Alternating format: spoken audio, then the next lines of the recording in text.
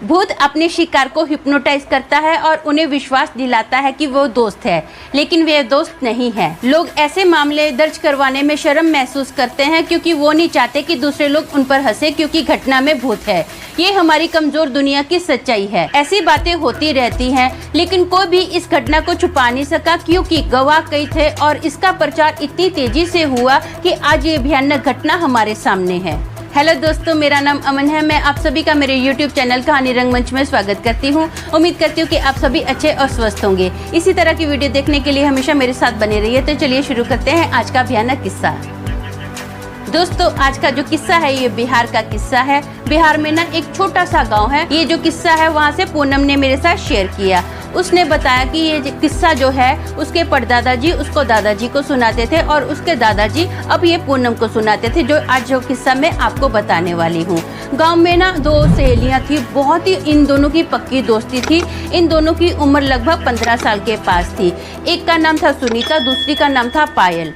ये दोनों एक दूसरे से बहुत प्यार करती थी। कहीं भी आती जाती थी ना एक दूसरे के साथ ही आते जाती थी। बहुत गहरी दोस्ती थी। इन दोनों को ना बचपन से ही बड़ी बड़ी बातें फेंकने का बहुत इंटरेस्ट था। इनके ना गांव में एक तालाब था। तालाब के पास ना एक पीपल का पेड़ था। ये दोनों बचपन से वहीं पर झूला ढालती थी और झूला झूलते झूलते ना वहाँ पर तालाब के पास देखती रहती थी। ये ना आके बड़ी बड़ी बातें बोलती थी कि हमने ना एक बहुत बड़ा तालाब में मगरमच्छ देखा। उस तालाब में सच में मगरमच्छ था, लेकिन वो ना कोई भी उस तालाब में बच्चा या बड़ा कोई भी उस तालाब के पास नहीं जाता था, क्योंकि जो मगरमच्छ था ना बहुत डेंजर था। वो कभी भी कहीं से भी आकर बच्चों पर या बड़ों पर अटैक कर सकता था, तो कोई भी वहाँ पर नहीं जाता था। लेकिन इन दोनों को इतनी चर्बी थी ना, इतनी मस्ती थी कि ये दोनों वहाँ पर जाते थे। लेकिन ये क्या था, ये पीपल के पेड़ के पास ही अपना झूला लेते थे, लेकिन लोगों को बड़ी बड़ी बातें बताते थे कि हमने वहाँ पर बहुत बड़ा मगरमच्छ देखा।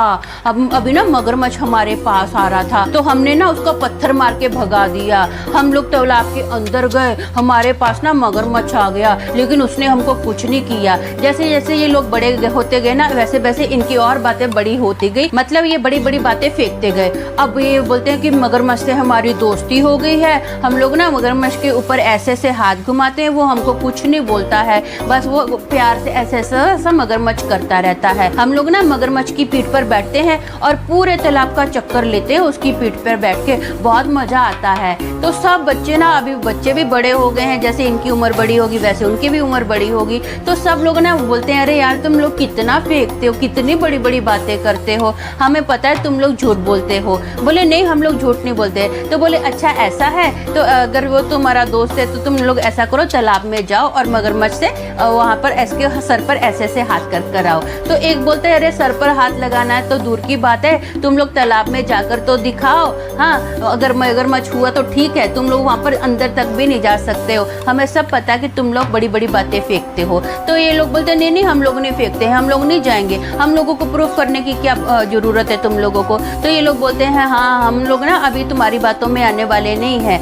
हम लोग सब समझते हो कि तुम लोग फेंकते हो। अगर सच्ची बात है ना तो तुम लोग जाओगे, अगर तुम लोग झूठे हो तो नहीं जाओगे। तो अब बात इज्जत पे आ गई, सच और झूठ की बात आ गई। तो ये दोनों डिसाइड करते हैं कि हाँ हम लोग जाते हैं। अब पायल ना थोड़ी मन में घबराती है, तो वो बोलती है नहीं नहीं हम लोग नहीं जाएंगे। तो सुनीता बोलती है कोई बात नहीं, जाए आते हैं, तालाब में ही जाना है ना, मगरमच्छ मिले या ना मिले, लेकिन हम तालाब के बीचों बीच जाकर आ जाएंगे। तुम लोगों को प्रूफ हो जाएगा कि मगरमच्छ हमारा दोस्त है, वो हमको कोई नुकसान नहीं पहुंचाता। तो ये लोग बोले ठीक है, अभी हम लोग लेकिन दूर से देखेंगे। तो सुनीता और पायल ना अभी तालाब की ओर आ ही रहे होते हैं। तो अभी पायल बोलती है धीरे से सुनीता के कान में, यार यहाँ से चलते हैं, बहुत डर लग रहा है, मेरे को तो बहुत टेंशन हो रही है। तो सुनीता बोलती है देख इज्जत का सवाल है, हमको जाना पड़ेगा, प्रूफ तो करना ही पड़ेगा। पायल बोलती है नहीं मेरे को नहीं जाना है। बोले नहीं तुझे चलना ही पड़ेगा। अब ना ये पानी के बीच आए हैं, एकदम अंदर नहीं है। तो पायल बोलती है नहीं बाबा मैं नहीं जाऊंगी, मेरा दिल बहुत घबरा रहा है, मैं यहाँ से निकलती हूँ। अब जस्ट अभी पायल टर्न ही लेती है ना,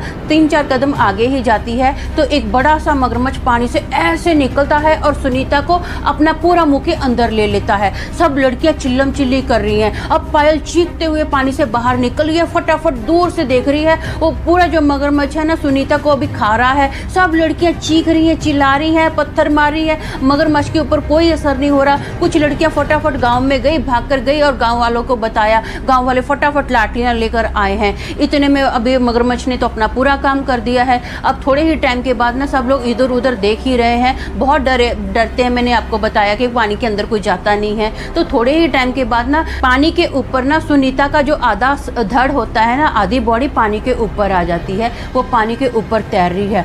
सब लोग बहुत टेंशन में आ जाते हैं। फटाफट क्या करते हैं, जाल डालते हैं और उस धड़ को अपनी ओर खींचते हैं और उसका अंतिम संस्कार करते हैं। सब लोगों के अंदर ना बहुत ही टेंशन है कि ये क्या हो गया है, लड़की ऐसे मर गई, बाप रे बाप, बहुत बुरी मौत मरी है, जवान लड़की थी, बहुत बुरा हुआ है। पूरे गांव में ना इस बात की सनसनी छा गई है कि ये गलत हो गया, ये गलत हो गया, जवान लड़की ऐसे मर गई। अब कुछ ही दिन के बाद ना क्या होता है, जो भी अभी मैंने बताया कि ये बहुत पुराना किस्सा है। लोग क्या करते थे, सुबह सुबह अगर बाथरूम जा रहे हैं या रात के टाइम पर बाथरूम जाते हैं ना, खेतों में जाते हैं, तो अभी जो सुनीता है ना वहाँ पर मिलती है। उसका सिर्फ धड़ ही है और लोगों को बहुत बुरे से अजीब अजीब सी आवाज़ें करके डराती है। कोई भी बंदा अकेला रात को घर से बाहर नहीं निकलता है, बहुत डरा हुआ होता है। कोई शाम के टाइम पे अगर चौरस्ते पे भी गलती से क्रॉस हो जाए ना, तो चौरस्ते पर भी अभी सुनीता उनको दिखती है, डराती है। सब लोग अभी ना उस चौरस्ते से जाना भी बंद कर देते, बहुत डरे हुए हैं। अब जो अभी पायल है ना, अब मैंने आपको बताया कि बचपन से उसकी दोस्ती सुनीता के साथ थी। ये लड़की ना बहुत डिप्रेशन में आ जाती है, धीरे धीरे खाना पीना कम कर देती है, बस डे नाइट ना सुनीता के बारे में सोचती रहती है कि क्या हो गया, कैसे हो गया, बहुत बुरा हुआ। ये बहुत डिप्रेशन में चली गई है, बहुत ही ज़्यादा, हमेशा बस सुनीता के बारे में ही सोचती रहती है। एक दिन रात का टाइम था, ये ना सब लोग पूरा परिवार सो रहा है, तो पायल की अचानक से आँख खुलती है। वो देखती है कि उसके चारपाई के पास ना जैसे सुनीता का धड़ खड़ा है और सुनीता उसको घूर घूर के देख रही है। तो पायल फटाफट अपने मुंह पर ना चादर ओढ़ लेती है, बहुत डरी हुई। उसकी हिम्मत ही नहीं बनती कि अपने मुंह से वो चादर हटाए और सुनीता के धड़ को देखे। उसके मुंह से ना अभी आवाज़ भी नहीं निकल रही है, इतना वो डर जाती है। अब इतने में क्या होता है, पायल के डैडी बोलते हैं पायल को, पायल क्या कर रही है, क्यों मेरी चादर खींच रही है, मना किया है ना मेरी चादर मत खींचा कर, बहुत तेरे को मस्ती चाहिए, पूरी रात भी मस्ती करती रहेगी क्या। तो अभी ना पायल हल्का सा अपनी चादर अपने फेस से उठाती है और वो धीरे से उसकी हिम्मत बनती है कि उसके पिताजी जाग रहे हैं। तो वो बोलती है कि मैंने नहीं आपकी चादर खींची। तो बोले तूने नहीं खींची तो किसने खींची है, हाँ मैं क्या तुझे जानता नहीं हूँ, बचपन से जानता हूँ, तू कितनी मस्तीखोर है। बोले नहीं नहीं नहीं पापा मैंने नहीं खींची है। तो उसकी मम्मी बोली है रात का टाइम है, सो जाओ, सुबह इनको काम पर भी जाना है, ऐसे मस्तियाँ मत करा कर, चुपचाप सो जा। सुबह इनको काम पर भी जाना है, ऐसे मस्तियाँ मत करा कर, चुपचाप सो जा। अब ना पायल फिर से चुपचाप अपना लेटी हुई है, उसको नींद नहीं आ रही है। तो पायल किचन में जाती है, अपने हाथ में ना थाली चम्मच लेती है और उसको ना धाड़ धाड़ धाड़ देने बजाना स्टार्ट कर देती है। तो उसकी मम्मी और डैडी दोनों उठते हैं, बोले क्या हो गया है, क्या हो गया तेरे को, इतनी रात को क्यों इतना शोर मचा रही है।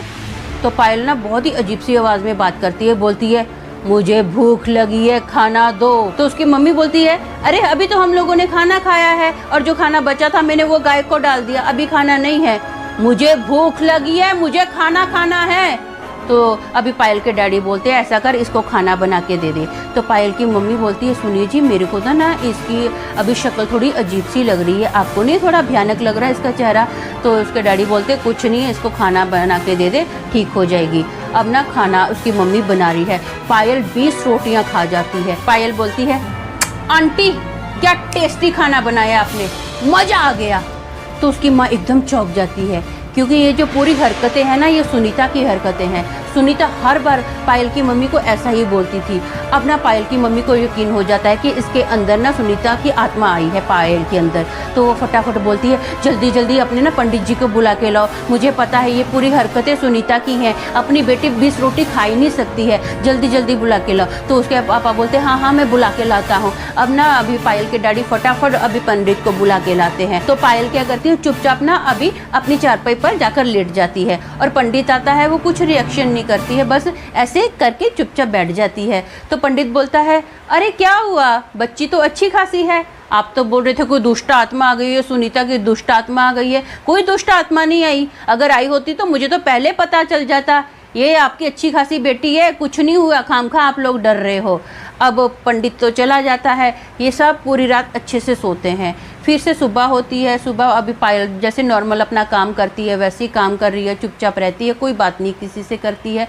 रात का टाइम आता है ना, तो आधी रात को ना पायल की मम्मी को आवाज़ आती है कि जैसे धाड़ देने दरवाज़ा खुला है। तो उसकी मम्मी फट से उठती है और देखती है कि पायल घर से बाहर जा रही है। तो उसकी मम्मी आवाज़ देती है, पायल किधर जा रही है तू?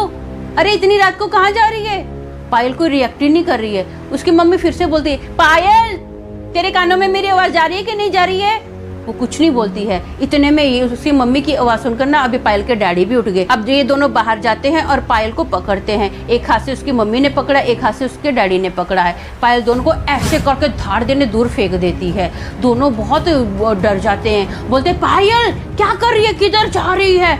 इतने में इतना शोर शराबा होता है कि आजू बाजू वाले गांव वाले भी ना फट से सब लोग फटाफट बाहर आ जाते हैं। तो बोलते क्या हुआ? वो सीधा सीधा जा रही है, तालाब की ओर जा रही है। तो सब लोग ना उसको पकड़ना स्टार्ट कर लेते हैं, गांव के लोग भी उसको पकड़ रहे हैं। और वो किसी को इधर फेंक रही है, किसी को उधर फेंक रही है और बोल रही है, मैं इसको लेकर जाऊंगी, मैं इसको खत्म करके ही दम लूंगी।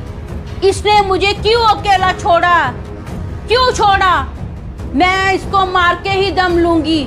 सब लोग अभी समझ जाते हैं कि इसके अंदर ना सुनीता की आत्मा है। सब लोग अभी इसको पकड़ते हैं। इसको जोर से टाइट पकड़ा हुआ है उसके मम्मी डैडी ने और अभी उसको ना रस्सी बांधी जा रही है। रस्सी बांधते हैं ना तो ये ना सीधी हवा में उड़ रही है।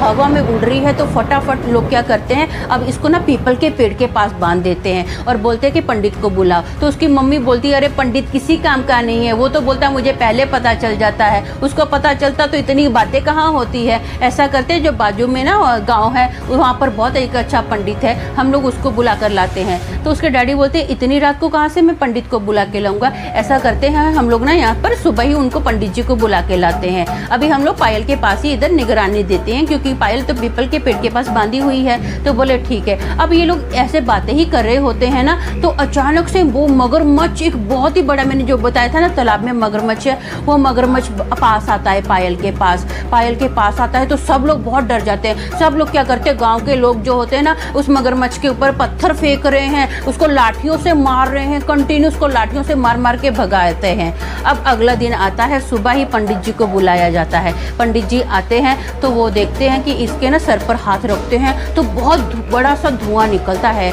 पायल के सर में के ऊपर से। बोलते बाप रे, बहुत बुरी आत्मा है, बच्ची की जान तो बहुत खतरे में है, कुछ भी हो सकता है इसके साथ। तो पंडित जी अभी जो है ना अपना पूजा पाठ करना स्टार्ट कर देते हैं, मंत्र स्टार्ट कर रहे हैं। तो पायल जोर जोर से चीख रही है, चिल्ला रही है। इतना सबकी कानों में इरिटेशन हो रहा है ना कि उसकी आवाज़ कानों में बर्दाश्त नहीं हो रही है। फिर भी पंडित जी हार नहीं मानते, कंटिन्यू वो प्रार्थना करते हैं। वो 3 दिन लगातार प्रार्थना करते हैं। उसको कई बार चारपाई पर भी बांधा जाता है, उसको लिटाया जाता है और रात के टाइम पर तो वो पता नहीं अजीब अजीब सी हरकतें करती है, उड़ना स्टार्ट कर देती है, लोगों को जोर जोर से नख मारना स्टार्ट कर देती है, काटना स्टार्ट कर देती है। तो लोग उसको पीपल के पेड़ के पास बांध देते हैं। 3 दिन पंडित जी ने कंटिन्यू पूरे दिन प्रार्थना की है। उसके बाद क्या हुआ, पायल एक दिन धाड़ देने बेहोश होकर गिर जाती है। तो पंडित जी उठते हैं, पायल के सर पर हाथ रखते हैं, उसके सर में से कोई धुआं नहीं निकलता, कोई अजीब सी आवाज़ नहीं आती है। तो पंडित जी बोलते हैं ये बिल्कुल ठीक है, एकदम नॉर्मल है, अब इसके अंदर से दुष्ट आत्मा चली गई है, इसको अभी कोई टेंशन नहीं है, इसकी जान खतरे में नहीं है। और पंडित जी बोलते हैं कि अब ना पूरे गांव वालों को भी डरने की कोई ज़रूरत नहीं है क्योंकि इसी के अंदर से वो आत्मा नहीं गई है, पूरे गांव के अंदर से वो आत्मा चली गई है। अब ये आत्मा किसी को नहीं सताएगी, आप लोग बिंदास कहीं भी आ जा सकते हो। तो सब लोग चैन की सांस लेते हैं। दोस्तों मेरा मानना ये है कि जो लोग ऐसी बड़ी बड़ी बातें करते हैं या बड़ी ऐसी गंदी हरकतें करते हैं और अपनी जान गंवा देते हैं ना, वो लोग जो होते हैं आम लोगों को, जिंदा लोगों की ज़िंदगी भी बर्बाद कर देते हैं अपना बदला लेने के लिए। अब इसमें तो पायल का कोई कसूर नहीं था, देखो कैसे उसने पायल को टॉर्चर किया। एक झूठ ना 100 झूठ बुलवाता है और वो जो झूठ होता है सिर्फ और सिर्फ बर्बादी की ओर लेकर जाता है। तो आज के लिए बस इतना ही, कल फिर मिलूंगी और एक भयानक किस्से के साथ। तब तक के लिए शालोम, शांति और सलाम।